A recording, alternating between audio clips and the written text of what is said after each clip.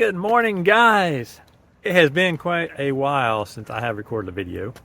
I came out here yesterday, flew with my buddy Ranham, recorded a bit, and then I got home and realized that my drone recorded zero footage. That sucked. Like, it wasn't the drone, it was actually the goggles. And I formatted them before I started flying. And apparently it formatted, but for whatever reason, I don't know, something was wrong. It didn't record anything. And at the very end, the very last pack I flew, after I crashed, I noticed the record was blinking, which that's, if you know HD0, that's the indicator it's not recording. And it may have been doing that the whole time. I had absolutely nothing on the SD card. Like, it didn't even put the normal the file structure that normally puts on there. If it's like a movies folder or logs folder or some other stuff, none of that was on there. And so I took the SD card, put it back in the goggles, turned it back on, did a little integrity check, checked the playback thing. There was nothing on there, just making sure there wasn't anything. Put it back in the computer, file structure's all there. So something didn't quite finish, I guess. I don't know. That's very frustrating though, because I had some good flying. Not great flying, but at least I had one pack that I wanted to share. So I was like, I'm gonna go back out in the morning and we'll fly again, and maybe I can recapture some of that little bit of fun there that I had yesterday with my buddy Randall in a flight.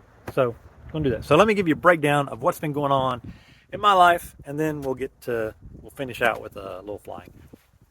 So I've not been posting a whole bunch. If you followed Instagram, you've seen some pictures that I've posted of one project that I was working on, and so I'll give you a rundown on that in a second. But some other stuff's been going on. My drone VTX died, and then I had to put my backup VTX that was going to be in my second build in it, and then it's just been that's been frustrating.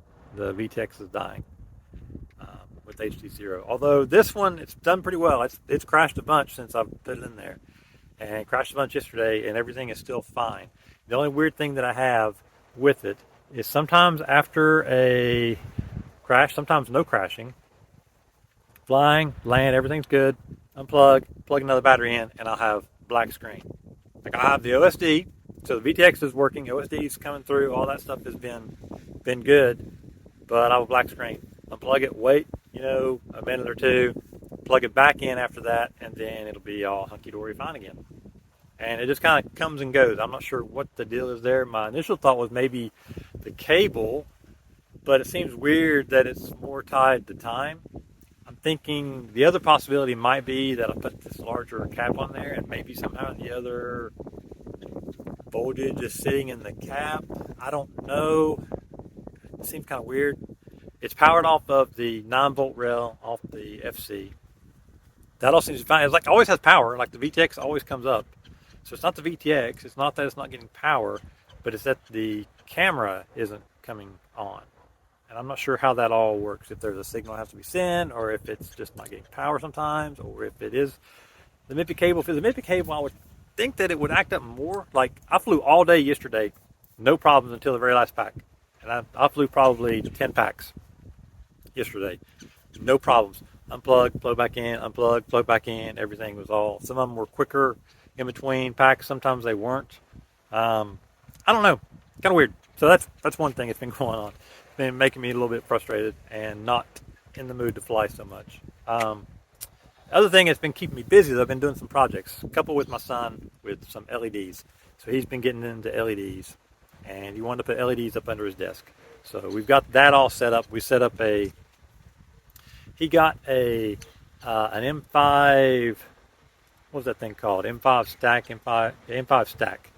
Little tiny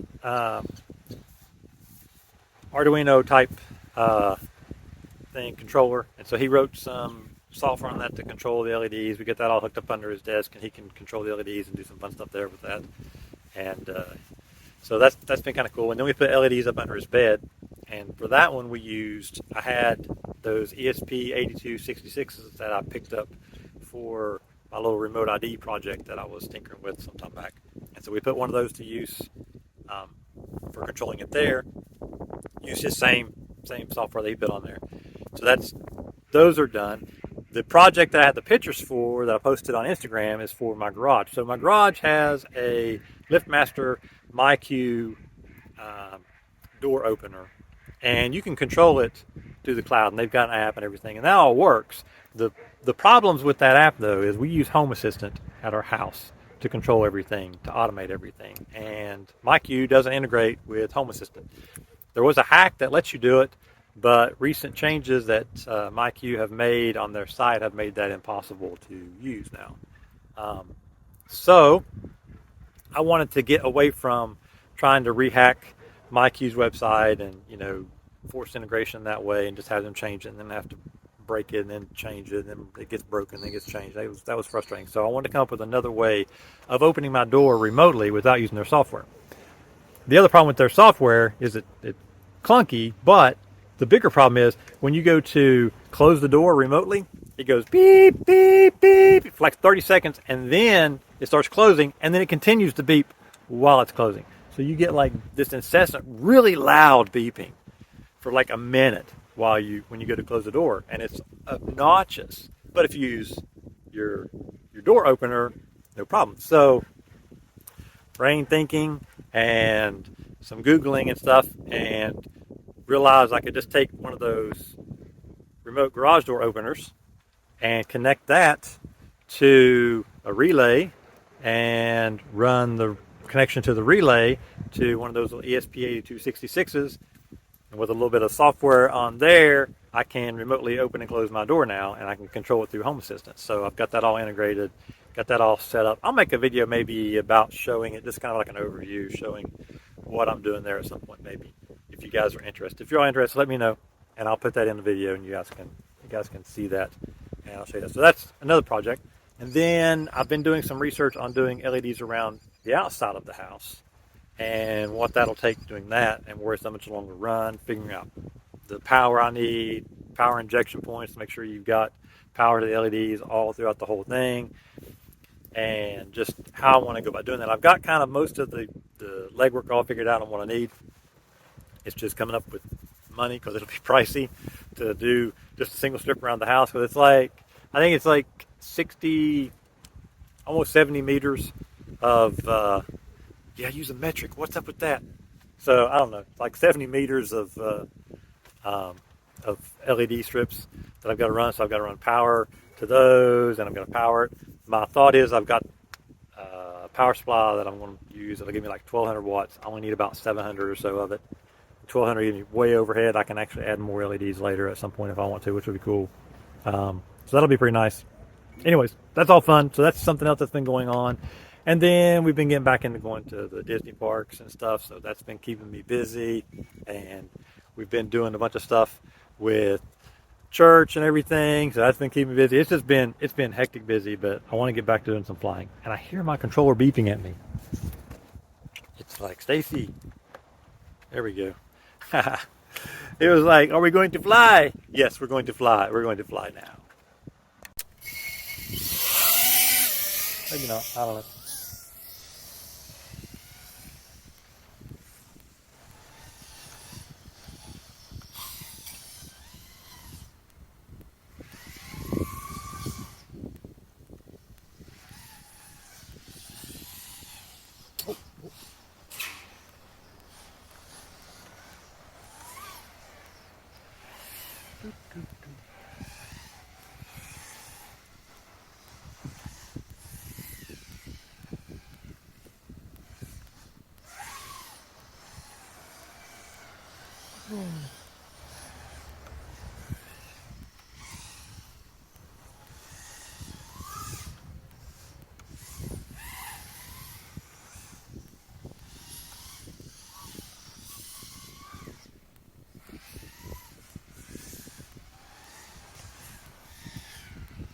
Pretty good pack.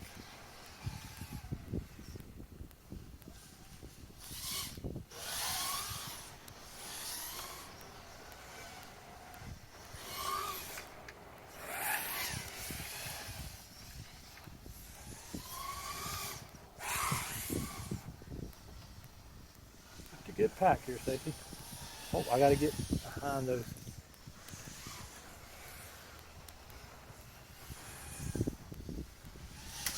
Oh,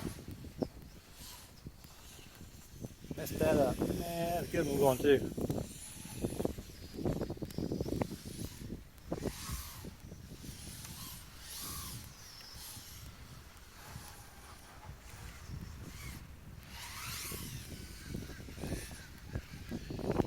Trying to get better at doing a little. Oh,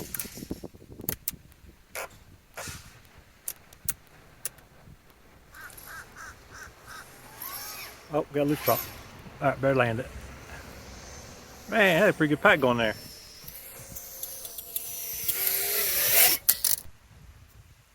Haha.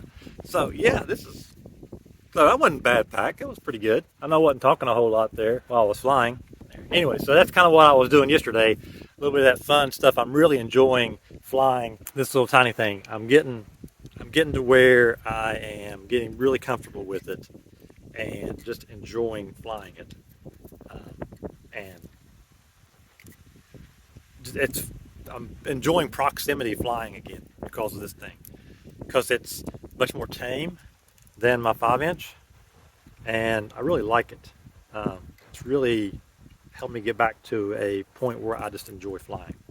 Um, so yeah, I'm sticking with these little tiny ones. I like it. It's just better overall. Just for me, it fits all checks all the boxes, right?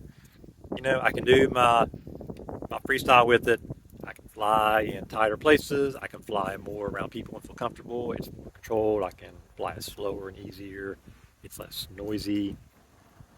Components are generally less expensive, but not so much these days.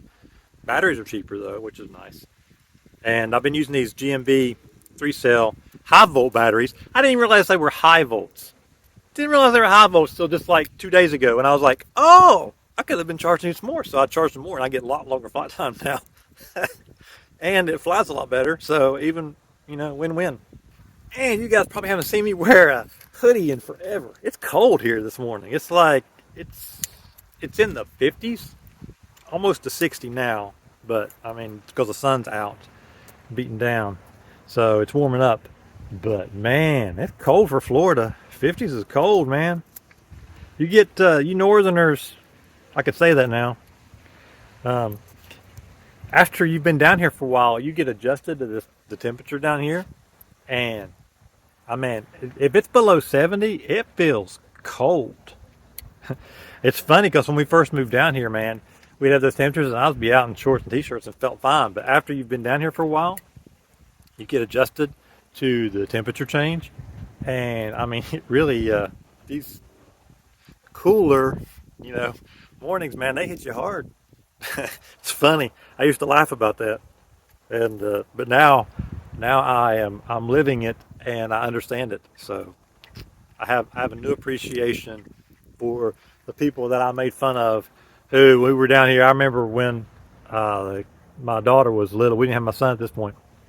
We were down here, and we were they were heading to church maybe or going out. I can't remember what it was, but anyways, we were going out with my parents and going down the road, and there was a little girl walking. It was probably potentially about like this right here, and she had a big thick jacket on, and I thought that was the funniest thing. And my mom was like, "Oh no, they wear them down here when it gets these temperatures stuff." And I thought that was the craziest thing. And now I fully appreciate it, fully understand it. And to that little girl, I must apologize. You were correct. It's cold.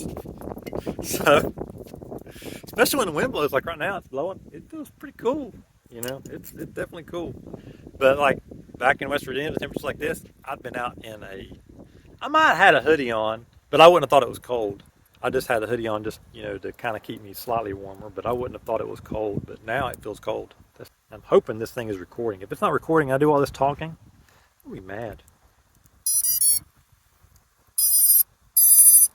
Come on, plug in. There we go.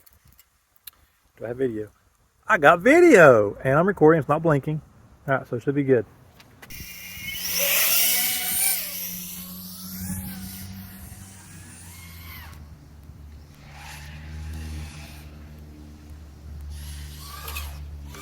Ooh, that was close.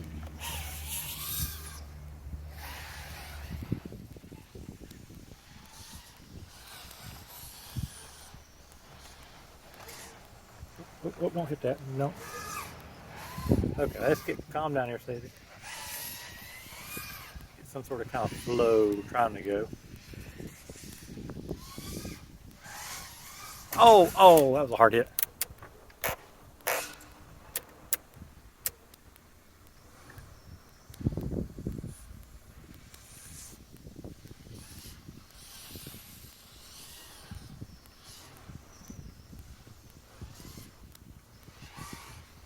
Oh, that was terrible. What was that, Stacey?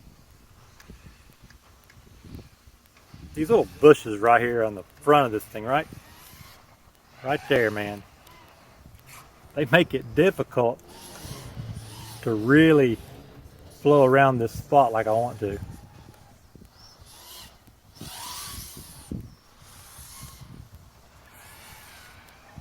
They make it so hard. But I'm starting to get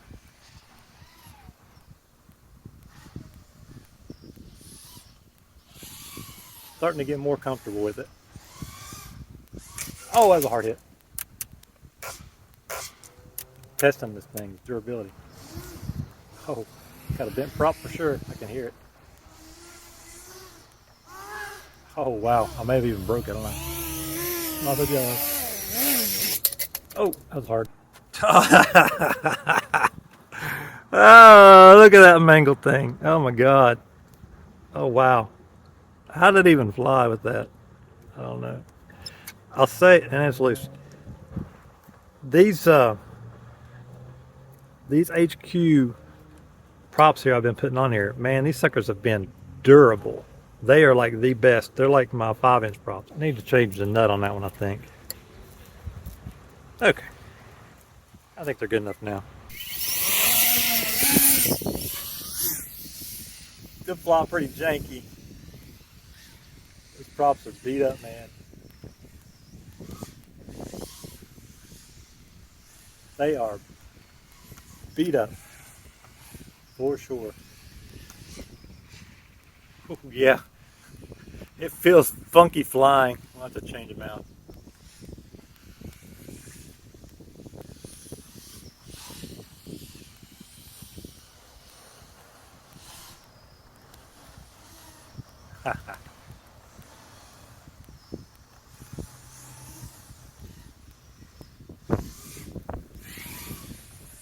Man, it is flying funky with these props because they're so bad.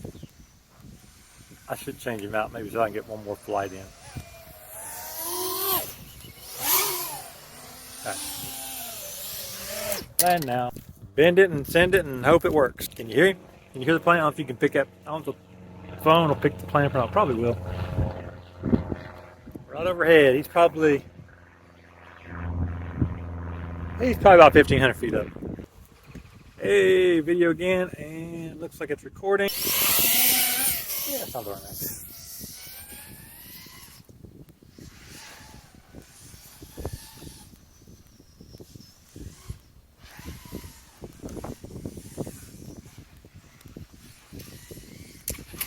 Oh, crash. It was too tight on that loop there, Stace.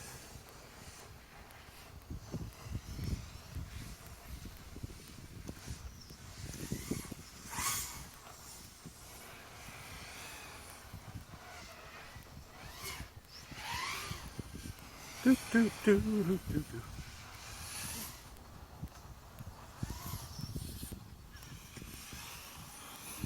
That was looking pretty good.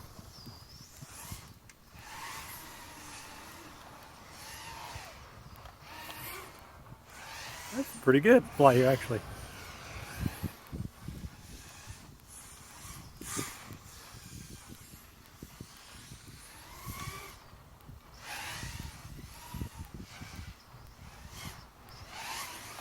Oh, right into the wall.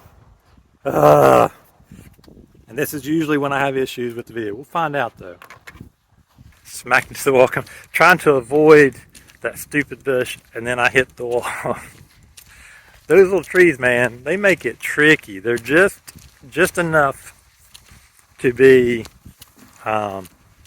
a distraction.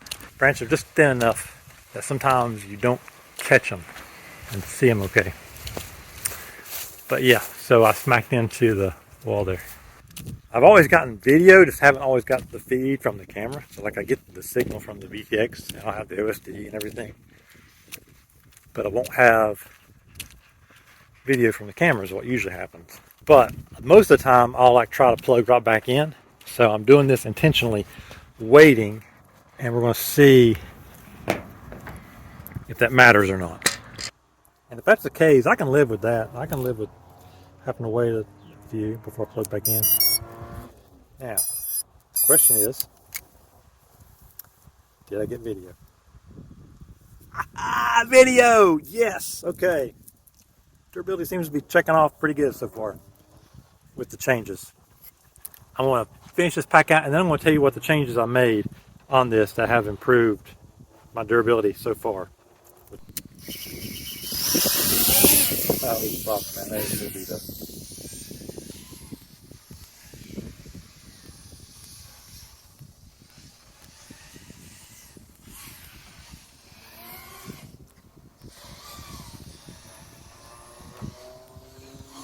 Oh, this battery's about had it. Oh, just a little bit.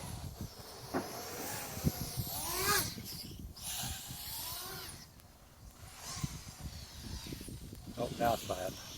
And keep getting low though. Ooh, that was close, man. All right. Oh, that was so close. All right, let's land. Okay. Let me unplug this thing and then I'll run through the changes and close this thing out. Most of the stuff that I've done, I've been doing for, since I've been in HD0, well, for a while anyways, and has really improved durability, but there was a couple additional things that I did. So the stuff that I normally do, I put this goo stuff on where the wires soldering. I desoldered the connector that this Race V3 comes with and soldered wires on that and then soldered that direct to the flight controller. And I put goo on those solder points. On the top of the VTX, which you can't see here, where the antenna comes in, put goo on that well, I actually didn't put in goo on that because it's got the little metal thing. I put goo on where the MIPI cable comes in. So I got this goo on there that keeps the MIPI cable from coming loose. So that's stuff that I normally always do. And then of course it's soft mounted, and this is the Omega frame, and so it's really soft mounted because like even the stack screws are soft mounted, and then that runs through, and then it's got gummies inside there, so it's uber soft mounted, right? So that's normal type stuff. The other thing that I did, I took Ryan Quellett's advice and I put some Kapton tape on top of my ESC. I've got the VTX on top of the ESC here, and I moved the flight controller to the back because I couldn't fit it in here any other way. So I put some Kapton tape on top of the ESC, so in case the VTX gets compressed down in a crash, then there won't be any shorting. So that was the one thing that I did. And then the other thing that I did that I had been doing on my larger ones, but I hadn't done on the smaller ones yet, was I put a big fat cap in there. This is a 35 volt 1000 UF cap. I had a 470 on there before, and I think that was my problem. Between possibly shorting out in between here and the cap not being big enough to handle the voltage spikes in a crash. I think those two things were the final pieces that need to be done. So my advice is biggest cap you can fit inside of it. Make sure you put some sort of protection between your VTX and anything that it could short on. So if it's carbon, put something there. If it's another component, like in my case the ESC, put something there to keep it from being able to compress down, touch anything, and cause a short. And then make sure you goo all your connections so that they won't get pulled loose or anything in crashes or whatever. And yeah, that seems to be working pretty well. And other than that, this thing's been pretty durable. These Eco 1407 motors have been great, and these HQ 3x3 I don't know, they're durable. I'll put it on the screen and down in the description there what these are. These props have been great, man. They're super durable. They hold up great. And then I have been using this little circular polarized. I went back to this for a little bit just to test it and see. And I think performance is probably better overall, although the whip works exceptionally well in a lot of circumstances. But I think there's a few cases where this comes through and improves it a bit. So I'll probably stick with this. I've got this mounted down here pretty nice, and it's pretty durable. So that was my main reason for using the whip, was durability. Not necessarily performance, but durability. And it worked well enough. This is proving to work as well, and maybe better in certain cases. So as an overall, I think I like this, but I think I get away with the whip too. So either one of those would be fine. Anyways, you guys have a great day. Hope you enjoyed hanging out with me for a little bit. I got to get back to posting more videos again. And I have missed making content, missed making videos, sharing some of my adventures with you guys. So I'm going to try to start doing a better job with this. The time change now helps me in the mornings. It's brighter out earlier, so I can get out earlier before I have to do anything. And so hopefully that'll give me time to get out and fly a little bit in the mornings and share some of those little short adventures through the week with you guys. Anyways, you guys have a great day. Never stop flying, guys, and I will see you guys in the next video. Peace.